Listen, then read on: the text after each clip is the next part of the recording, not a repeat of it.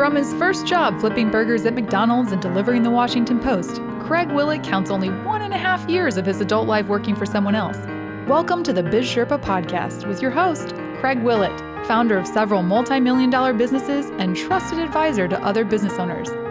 He's giving back to help business owners and aspiring entrepreneurs achieve fulfillment, enhance their lives, and create enduring wealth. The Biz Sherpa.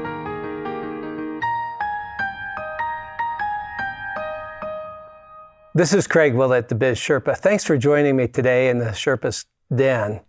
I hope that we're able to spend a few minutes together today and talk about what inspires you. I want you to think about it. You know, you can go to my website, bizsherpa.co, and there are resources there for each of the episodes, and I hope you use them.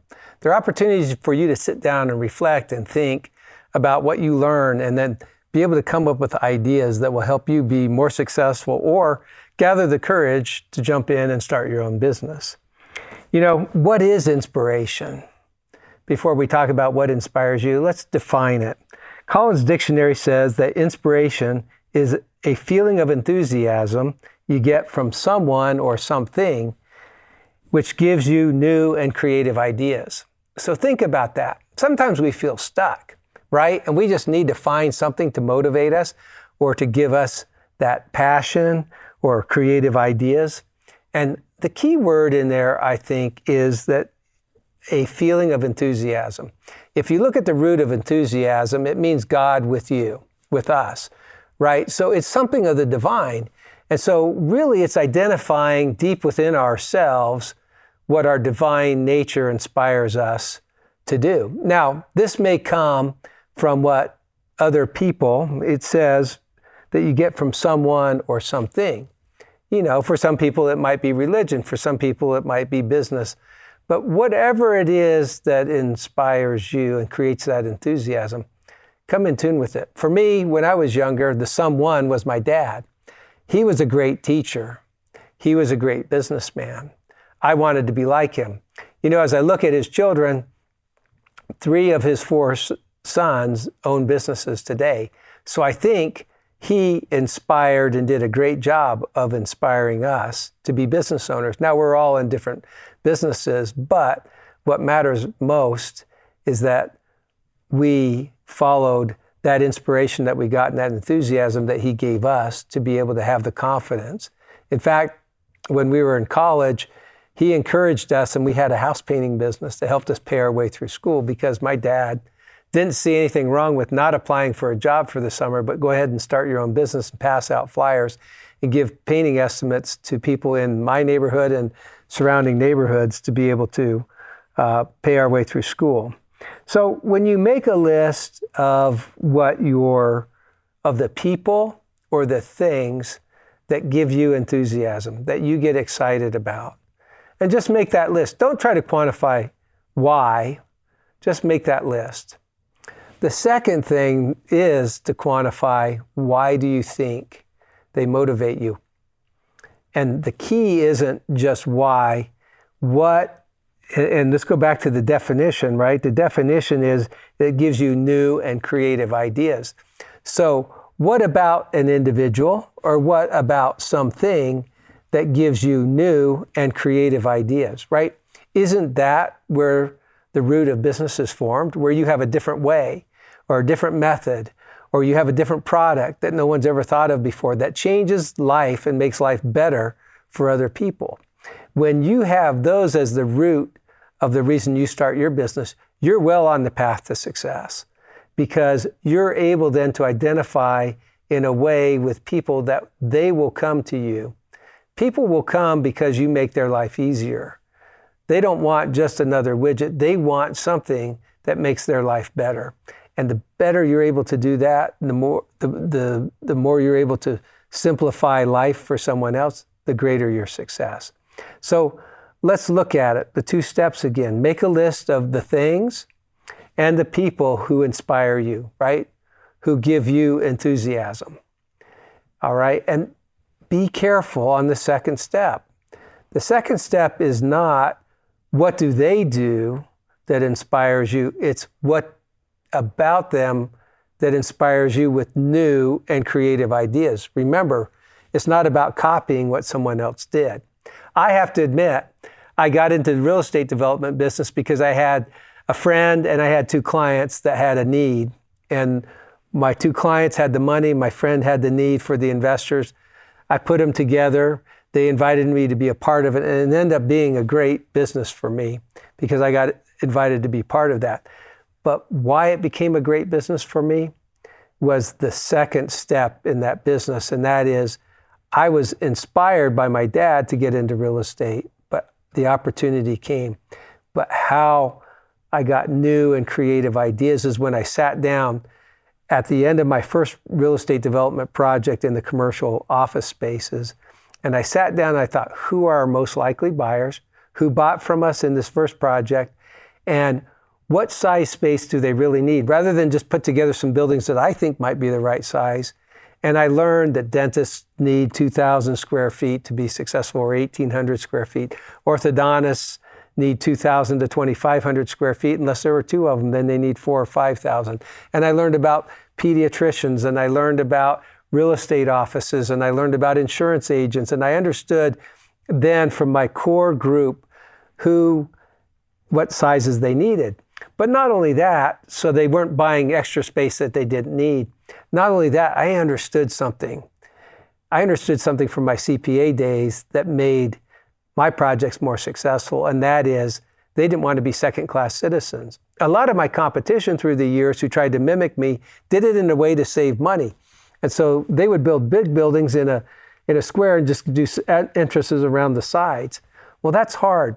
But a freestanding building with your name on it that's just the right size for you, visible from the street that your clients and your patients can pull right up to the front door and walk in. Now that was saying something. I was able to sell my office buildings for 30% more than any of my competition. They didn't, and I would sell out twice as fast when I was across the street from them. Why? Because I understood something new and something creative, because I understood who my clients were and what would make them tick. They had been treated as second-class citizens back in dark corners, directions to go down the hall, turn left, it's the third door on the right. Those things are difficult for people when they're trying to find you. But when they drive by every day and see your name on it, I had physical therapists who would call me and say, Craig, my business has improved dramatically. In fact, I'm up 35% in my first month after moving. I thought your buildings were expensive, but I've learned that they're not. People would drive by and they would talk to their surgeons and say, I noticed you didn't refer me to so-and-so. And they say, can you refer me to him? He goes, yes, but we don't typically. And it's because they saw his name day after day, going to school, going to church, going to the grocery store. They would drive past our office buildings and could see his name, prominent. And that made a huge difference in his life. It brought great satisfaction to me. So let's go back to the key words. What inspires you? I would say that inspiration is derived from enthusiasm that comes from someone or something that causes you to have new and creative ideas. There's nothing like trying to copy somebody else. Maybe you can do it better, and that might be rewarding for you. But you need to figure out what's new and creative about your way. Copying something else, and I have to admit, I might have come close to copying something that I had seen before. Not in the market that I was doing it, and not exactly a copy, but a facsimile of it in my first office development. But when I came up with the professional village and target marketed what I thought were the people who invested in themselves to get a great education, and they've got a lot of money invested in themselves, who should buy and own their office buildings instead of rent them, and then get the exact right size that they need so they weren't paying more than they needed to, so they didn't have to come up with a larger down payment or take risk on a monthly payment that was more than they really needed to have. Those things aligned for me and created great success. I was selling them out before sometimes I could get them out of the ground. Now, I want you to understand that not all business ideas can come about, and it sounds simple now looking back, but there was a lot of hard work to get there. So you have to look at those two things. Again, a list of someone or something, or a lot of people. Make a list of the number of people that inspire you. Don't jump to the next one about what it is about them that inspires you. then sit down and think about what about them inspires you to do something new and creative. That's the second step. When you're able to do that, then you're tapping into inspiration and you're not copying people, and you become unique and individual to you. And when you're able to do that, then you're following inspiration. You're not following a formula. I don't think there is a formula for success. It lies deep inside each one of us, and it's coming in tune with that. It's to be able to take the time to ponder and reflect.